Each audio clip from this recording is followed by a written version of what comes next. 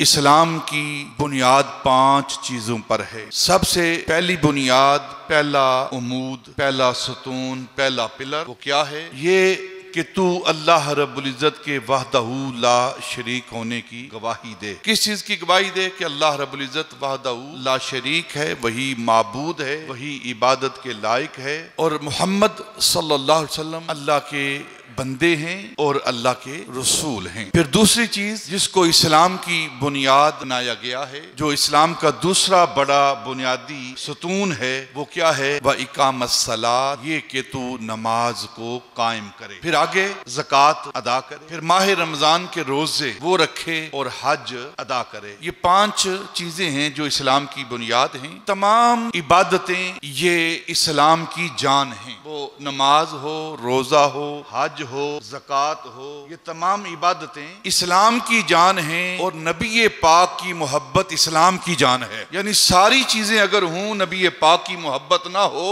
तो फिर ये सारी चीजें बेमानी और लायानी हैं। नमाज अच्छी, रोजा अच्छा, हज अच्छा, ज़कात अच्छी, मगर में बावजूद इसके मुसलमान हो नहीं सकता। न जब तक कट मरूं ख्वाजाए बतहा की इज्जत पर, खुदा शाहिद है कामिल मेरा ईमान हो नहीं सकता।